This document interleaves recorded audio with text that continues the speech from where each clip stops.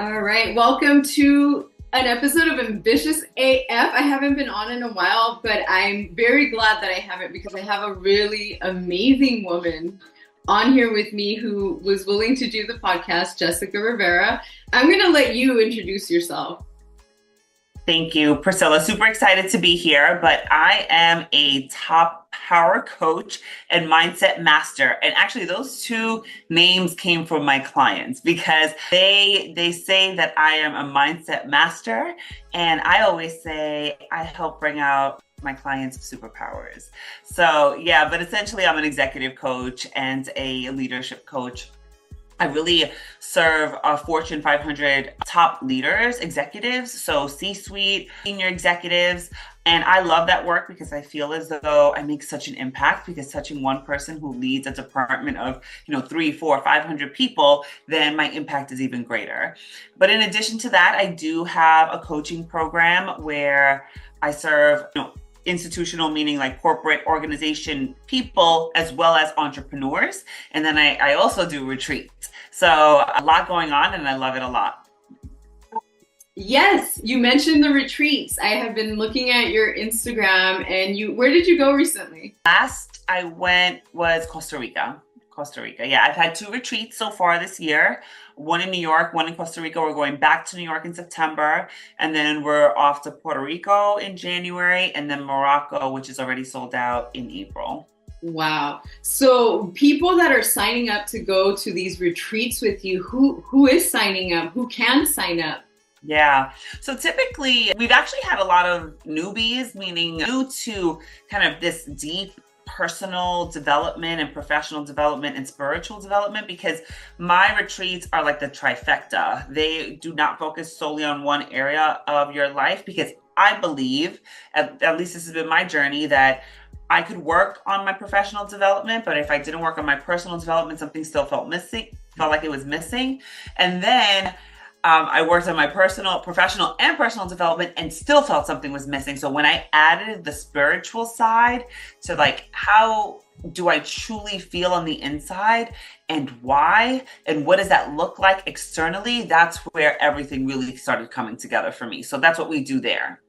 Nice. So you know what? And I think a lot of us are really realizing that like it's a wholeness that really makes us feel really what we should be feeling, which is love and gratitude and all these things. So adding whatever kind of spirituality looks different for everyone, but making sure that there is that along with the growth is super important, because I myself have experienced that too. Like I feel that the more I grow, the more I actually have to pay attention to my mindfulness about my gratitude and things like that. So yeah. And I mean, I work with really ambitious, busy people, right? And I get it. I've been there where you're just like, there's no way I can meditate because I just have too much going on. I'm fast forward. I have like a million decisions to make and I have a lot to do. Stopping and calming my mind for 5 minutes, 10 minutes feels like a lifetime. And I completely understand, and I know the importance and the value. So yeah, it's the spirituality side of it, mindfulness side of it is a huge component and a really important integration for the people that I work with. And so the way that I found out about you was a few years ago, actually. I was just thinking about it. You were part of a book. Mm-hmm. Can you tell us a little bit about that book? Yeah, so I was part of a book. It was a compilation, right? And it's called Latinas Who Boss Up. And what she did was she handpicked several Latinas to be a part of this book and just really tell their story. And what I love about it, and I was thinking about this the other day, like I said, my clients tell me that I bring out their superpowers. And in this book, I speak about how we really have to just lean into our dopeness, like into our awesomeness, and lean into what we do well. Because, that saying, we're our own worst critic, right? That's just like so normalized. Well, why don't we flip that and be our best cheerleader and remind ourselves of all the great things that we are doing, instead of punishing ourselves over and over and over again, sometimes for years, decades, about some mistake we made, a long time ago. Right, right. And I had a thought right now about how did you even get to this point? How did you get to the point where you're helping people bring out their superpowers? Like you must have had to have a way that you brought out your superpower, right? Yeah, so I think, the best teachers I feel as though have gone through the most shit. So when you think about people being talented or having a gift, I never felt like I was that person. I don't draw well. I'm not a singer. I'm not like, I never felt like I was talented. I was never particularly good at school. I was always really good at having fun. I was always like an expert at having fun. And, I did a lot of things the wrong way or what society would call the wrong way, right? I had a child at 19. I wasn't married. His father and I broke up pretty quickly. Then I was in another relationship for 5 years. Then we had a kid after 5 years. We also broke up we were together for a long time, but we still broke up.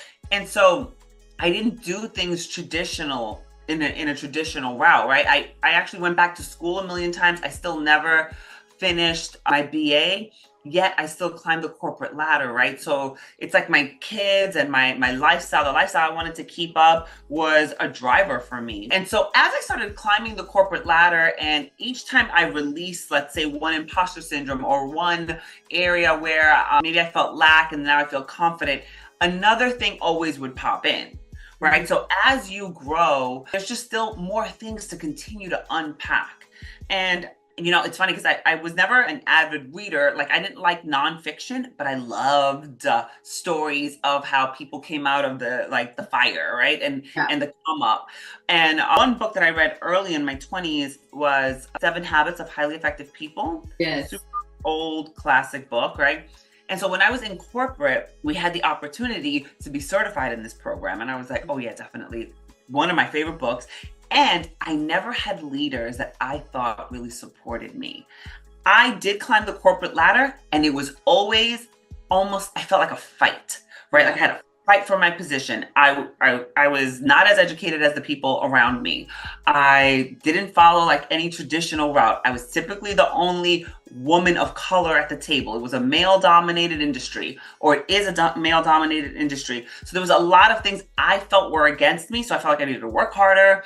I never felt like my leaders really supported me, but my numbers supported me, right? The impact that I was making supported me. So my name would come up. And as I climbed the corporate ladder and became certified in 7 Habits, and I started implementing. Now, reading it is one thing. Being certified and learning how to facilitate it was completely different. And things really started resonating with me. And I started putting those things into practice, not only in my professional life, but also my personal life. And things, in addition to that, I read a million books, so many books that I love so much, like The 4 Agreements, 7 Habits, The New Earth by Eckhart Tolle, like so many books that have helped me. And I got it conceptually and theoretically, but putting it into practice was again different because it's like, wait a second. Like I tried this tactic, but maybe it didn't work as well. And then I ended up getting a coach, and then it was more like a domino effect, right? I also went on retreats. That's why I hold retreats. I know how powerful they are.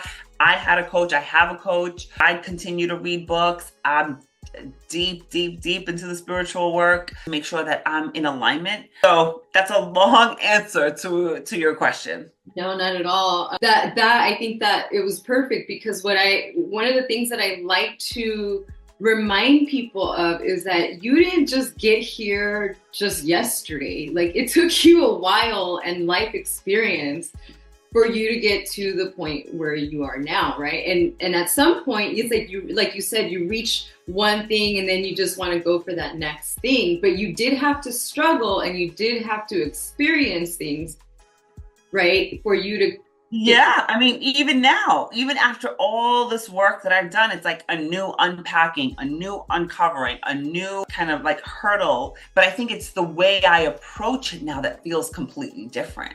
Right? Can you it's like, talk about that a little? Yeah, there's like a new struggle. It's like after all this work, why is this coming up, right? Mm-hmm. And so it feels frustrating and annoying a little bit, but at the same time, it's like, okay, this is like, that means I'm going through, like I'm about to be on a new level, a new level of understanding me. not necessarily understanding anything about the world. It's a new level of understanding me. It's a new level of me communicating exactly what I want, right? Truly understanding. And that's what I teach, like the power of your words, the power of your presence, the power of just you. And so those are all of the things that I want to unlock, because that's the stuff that it's like, I could give you the strategy all day long, but if you are not sure and you are not in tune with what truly will make you happy, you can get it. You can get exactly what you think you needed and still not be happy. And we know those people. We've seen those people. And so yeah, speaking about like reaching a new level, growing, all these different aspects of that continued growth, and the struggle that it took you to get here, right? And that struggle just doesn't end. So this is a really good reminder for everyone, because it doesn't matter which level they are in, right? They still have to put in this work to keep reaching those goals. But now, what do you do if somebody doesn't truly know what does make them happy? Like, do you help people with that as well? Yeah, well, we unpack it, right? And that's where the work comes in. So it's more about exploring. Listen, I don't think that we ever arrive anywhere, right? Until we're dead. Yeah. But it's like, I think I grew up in a culture, in an area where it's like, enough is enough. Like, you have plenty. Like, why do you still want more?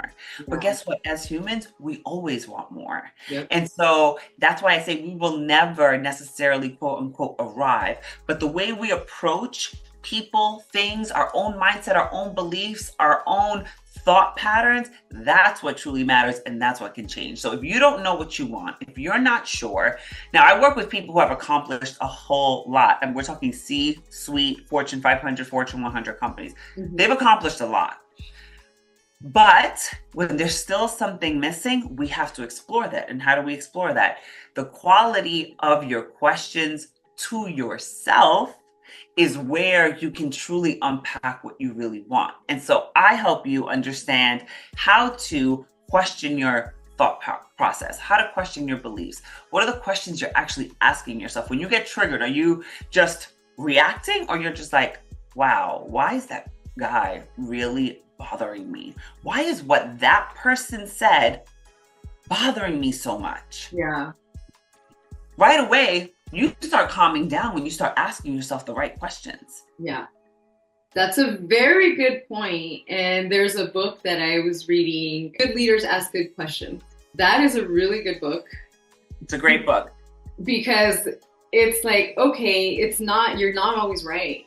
And you not only asking yourself questions, but asking questions of people around you as well. And that book, oh my God, I love it. Yeah, so I was in sales, I was in sales leadership for many years. And in order to sell, you have to ask questions, right? And the quality of your questions are what really truly matter, right? Yeah. So I was having a conversation even when it comes to just like interviewing, right? I was having a conversation with a business owner, and I'm like, well, what questions do you ask in an interview? And she's like, oh, I asked this and I asked that and I asked that. And I said, okay, when you ask that question, I said, I love a good role play. So I'm like, let's role play it. Interview me. Ask me the question. So I answer, and I know nothing about this industry. She asked me the question. I answered it like the way I think an interviewee would answer it, which typically is vague. And then she just said, okay, and moved on. I said, that's the problem. We're not asking good quality questions. I just answered you. I don't know anything about anything. So you're just like, check, I kind of answered it, right? Like vague. And so we accept these answers, but then we make up a story for the rest of the answer in our mind that we wrote. That's actually a really good point, because that's something that has come up for me, because I have to do I have to hire people, I have to train people for our business. And what I was realizing is that I was asking questions at first, right? I was not asking enough questions. So that was very right. And then when I was asking the right questions, it was very interesting because some people knew how to answer them. But then when it came to doing the work, it was the opposite of what they would say, of what they said. And so then I was just like, what the fuck am I doing wrong here? Like, so- yeah, I'll give you a little hint, it probably was you were not asking for an example, meaning like, tell me a time when. I was though. I did. I go, so if this were to happen, what would your actions be? Right. And so then on the No. It's more like, tell me a time when you've been through it. Okay. Oh, that's so it's like the difference of me saying, so are you good at time management? And the person's like, yes, of course. Okay. So if so what do you use? Oh no, I use Outlook and I use this and I use that. Okay, cool. They answered the question. Versus, tell me a time when you had a lot on your plate. The deadline was 5 p.m. and you didn't know what to do. What did you do about it? That's a completely different question. Completely different question. Because now I want you to tell me a real time, because everybody has a lot on their plate. What would you do if you had to get 8 things done by 5 p.m. and you knew you weren't going to accomplish it? What did you do? Or what would you do? Now you're getting in their head. Now you're understanding their thought process. Now it's like, oh, I would try to get everything done by 5 versus I would come to you and ask you, what should I prioritize? Right? Or I would prioritize it as I see fit and then come to you and ask you, what do you think I should do? Right? So the quality of our questions matters. Yeah, very, very important. Very important. So let's just say that I'll give you an example. Yesterday, I was with this woman, I was networking, and she said that she was really excited to be out, but she wasn't happy where she's working. She hates what she's doing. She was a fitness coach for a minute. And then she has several kids. Now she's single and she went through a little bit of depression. And so she's trying to get back out there. And she was telling me, she's like, I just hate where I work. This sucks. I'm over here growing his business instead of my own. And I'm like, well, then why don't you? And she was like, because I'm too old. I looked at her. I'm like, if you're too old, what the hell am I? Because you can't be more than like 40s. And she was like, yeah, no, I'm not. And I'm like, how are you too old? So if you were having that conversation, like I kept talking to her, but I'm just curious as to how would that conversation go if that was you? Well, I mean, I always believe that when we say, oh, we don't like our job or we don't like our mate or we don't this person or that person, I want you to think about the person that complains about the job and then leaves the job and then finds the same problems. Right. Why? Because we have to take us with us. Right. And so I always tell people that before you leave anything, it's important for you to do the work on yourself first, meaning, okay, what's really going on here? What is it that I don't like about this place? What is it that I do like about this place? And really hone in on what you do love and what you do like. And to me, that makes for an easier, better transition, however you do it. Now, if she really wants to start her own business, then the question is, again, going back to the quality of your questions, why haven't you started? Okay, you're too old. Let's just say, okay, did you ever Google how many people your age have their own business? How many celebrities started their business after 40 or after 50, right? And if that's not good enough for you, maybe you don't want it as much as you think you do. Right. Right. So to me, it's important, number one, the quality of the questions they're asking themselves. And if I was their coach or a person that they were speaking to and they wanted a real, I'm going to push you. I'm going to challenge you. Anybody that's been around me knows that that's how it works to have a conversation with me. Even as a friend, this has been me forever. So yeah, I would say, well, how badly do you really want it? Because when we want something bad enough, we do it. Yeah. And are you still, now this is so funny because I'm like, I think I need to work with you. I need to be your client. The thing is that I am very much like that myself, right? But I don't have anyone to be like that for me. So there's things that you need to work on for yourself. Yeah. And I've been thinking about this. So it's like, yeah, that's where having a coach like you, someone who's going to tell it like it is, that's what we need. We need to stop sugarcoating shit and lying to ourselves. So that's where you come in, right? Yeah. I mean, listen, I do it with love, right? Because I know how sensitive a lot of these topics can be, but I will definitely push. And, I've been doing this work for a very, very long time. And I've actually, even in corporate, I worked remotely since 2007. So like working from an office, working at home, running around, like that's just been my life since 2007. Yeah. Holding myself accountable was part of that because I didn't have a boss here in the office to tell me what to do. So not that it comes easy for me, but it's what I've learned to do for so long. But I have coaches too. I have people who call me out, and there was a moment in time when I didn't, and I went out and I got those people because I'm like, okay, yeah, I need somebody like where I have blind spots. That's the Where point. are they? That's the point. Someone to help you with those blind spots. Just like when you're playing football, you got that blind side, you know, there's always going to be an angle that you just can't see on your own. So, Yeah, yeah. that's No, right. And I need somebody to tell me, like, no, you're thinking too small. Like, no, you need to push bigger. No, you could do more. Yeah, I want somebody to tell me that too. yeah. Yeah, and see that's good. And throughout my life, the way that I have found mentors has been through books, through bosses, through older people telling me their stories. I've always kind of gravitated toward experience and learning kind of stuff, but I still kind of like what you mentioned, I still learn things the hard way a lot because a lot of times I'm like, nope, I know how to do this. I got it. I'm good. And so Well, that's part of the Latino culture though, right? It's like, I can't get a cleaning lady because I can clean it myself. I can't do this because I could just do it myself. But you know, like, why get a handyman when I could just tell my father to come over and do it? Like, it like the fact of hiring people it didn't make sense. Like, that's just not what we do. So I think that's also part of it. Interesting, the culture mindset. So what were like things in that regard, a culture mindset, some things that you really had to get over? Because I know that I had to get over the fear of wanting to have money because we're just always told, like you said.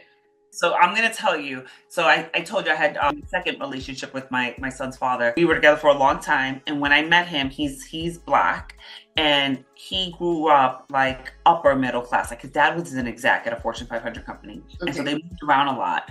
And so I would always tell him like it just never ends with you. Like you just want, like you just can't, you're never satisfied. And it was like, he would tell me like, you're trying to make me feel bad because I want more and you're never going to do that. Like, you're not going to make, that's just not who I am. Yeah. Like he wanted that and everything. Because I was always like, yes, I like nice things, right? I've always liked nice things, especially being around him and his thought process and his family was like, they had really nice things, right?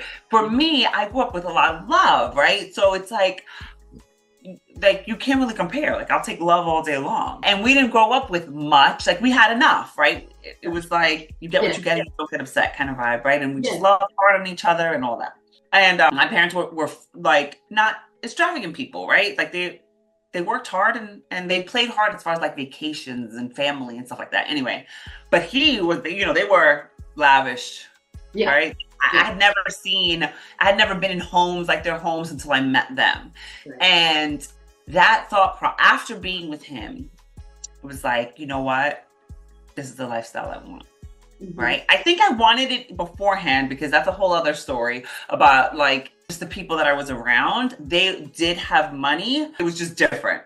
Yeah. And so in his case, it was like, okay, executives, like you still have the lifestyle, all of that. And when we weren't together anymore, I still wanted that. And I made a decision after a long time of me working on me to say, you know what? It is okay to want more. It is okay to want more. And trust me, in my family, people would make me feel bad about that. People would make me feel bad because I wanted to work. I like working. Yeah. People would make me feel bad because, you know, I wasn't at every single family function at like this career that I took for a small amount of time, which required a lot of my time. But I stopped caring. I stopped caring about what other people wanted. I said, I'm going to make this lifestyle for me and my kids, and I don't care what anybody says. Right. That's exactly what I was getting at too, because it took me time to be able to say, it is okay to have money. Money is not the bad thing here. People do bad things and they happen to have money, but that doesn't mean money. People do bad things and they're poor. Like people do bad things. People just do bad things, and people do great things with money, and people do great things when they don't have money. So it's like, I released that thought process and mindset, and it was through the help of being around people that didn't have that mindset. Yeah. So it's fair to say that a lot of us really do grow up kind of with that same mentality, and this is why, especially for people of color, for us, it feels like we have to fight. Well, I think we only think that because there isn't representation. Yeah, there is a big. When you think about our our subcultures and when you think about our villages, right? Uh-huh. So think about it like this. So if I grew up in the projects, right?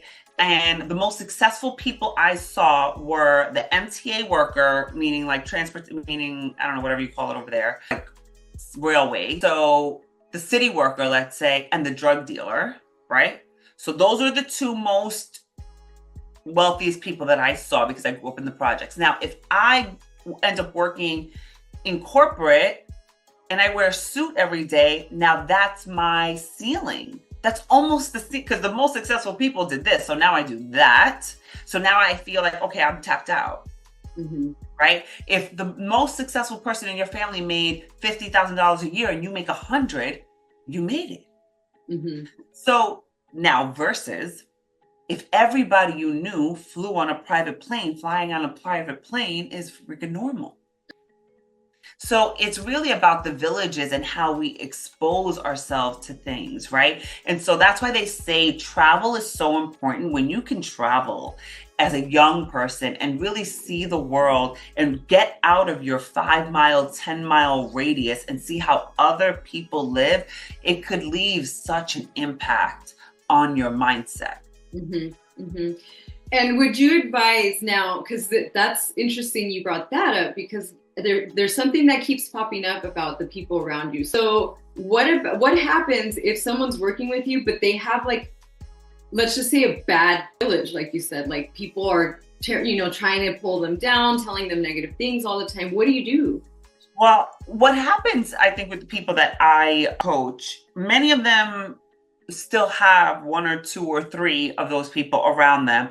And the thought process is, how do I let them go? I don't know how to let them go. I don't want to let them go because that's my cousin or that's my friend that I grew up with or. And that's a decision for you to make, right? And so if we believe that we teach people how to treat us, then that's your fault. And so you don't have to get rid of them, but you could set a new standard on how this relationship should be. That's you know what? I hadn't even thought about that. I'm thinking, yeah, just get rid of them. But you don't because guess what? If people are stepping on your boundaries, it's because you didn't set the boundaries properly. Right. That's true. People continue to set on your boundaries because you're not communicating them well. Yeah. Like that's all on you, babe. Like that's not their fault. Yeah. So yeah, and that's to me that I know that, and it just comes naturally that I have my boundaries and people know what they are. So I've never had people around me that I'm not comfortable around because that doesn't make any sense to me. But I do see it often with other people, which is why this was a great thing that you kind of brought it up. Yeah, but I do think that, especially like with the young people these days, like I don't believe in setting boundaries just to set boundaries. It's like, oh, I have to leave at 5 because I have to leave at 5 or whatever, right? But I think that the way we communicate our boundaries and making sure that they are in alignment with our values, even knowing what your values are. And by the way, they can change over time. Yeah. But truly understanding, okay, if you have to leave at 5, why? Right? Like meaning like what's that core belief in you that says I have to leave at 5?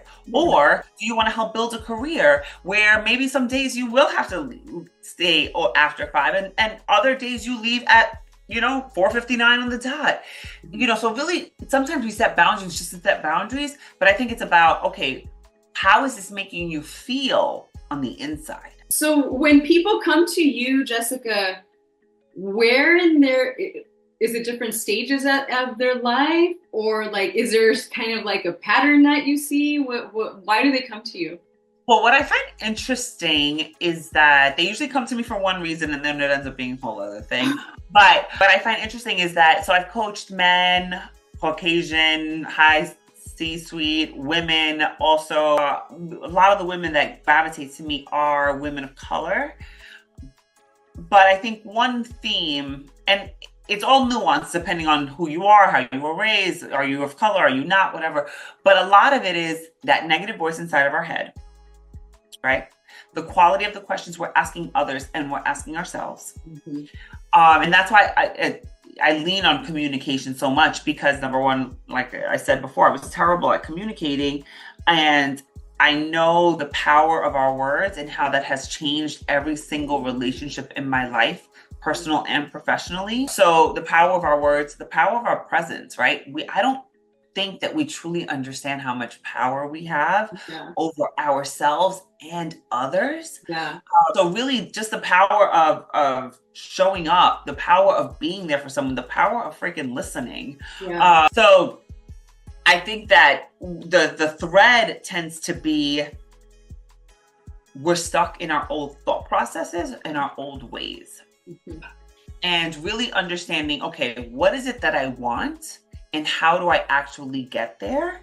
Through what I say, through what I'm telling myself, through what I'm thinking, through the thoughts that I continue to allow, that I've had since forever, that are continuing to repeat itself. And really truly looking for those patterns, right? Because if we want, we'll see the patterns in our lives at work and at home. But many times we isolate it. It's like, no, that happened because of that situation and that person and that thing that has nothing to do with this other thing. And meanwhile, I'm on the outside and I'm like, no, it's exact same. Well, Jessica, this is awesome. I think that a lot of people will benefit from hearing what we were just talking about, and hopefully they'll go follow you. Where can they do that? I typically hang out on Instagram at Coach Jessica Rivera, or I am also on LinkedIn at Jessica Rivera. And I think if you put Coach in there, New York, you'll find me. Okay, great. And then do you still have, you have several different programs where you can help people in different ways, correct? Yeah, my most popular signature program is called Communicate to Lead, where we go deep into communicating with self, communicating with others, navigating difficult conversations, presenting and persuading, public speaking, and then we make sure that we are doing integration. And so that is a 6-month-long coaching program. It's amazing. We really dive deep into mindset and things like that, as well as, of course, giving you exact word tracks that you could use. So it's like literally somebody was like, I said the exact words you told me to say and it worked. Like they were shocked. But that's how that works. Is that a group coaching? That's group coaching. It is virtual. We do meet once or twice throughout the program in New York. So people that are local can come, or if you're not local and you want to come, you could also do that. So of course, and then I have my retreats that I told you about. The upcoming one is in New York, and then Puerto Rico in January, New York in September. And then I also do one-on-one coaching. Okay. And then you go into... And I do corporate. You go into corporations and you have training there as well. I do leadership. I do speaking engagements. I do executive one-on-one coaching in corporate as well. But I also do workshops and things like that. Got it. All right. Awesome. Well, thank you for being here. Thank you, everyone, for sticking around. Check Jessica out. She's super inspirational. I love watching your fucking reels when you're just spitting. It's like you're just spitting and flowing. I was like, I love it. Always like, I'm dropping some gems. Some little crystal. I love it. Keep it up. All right. We'll see you guys next time. Thank you.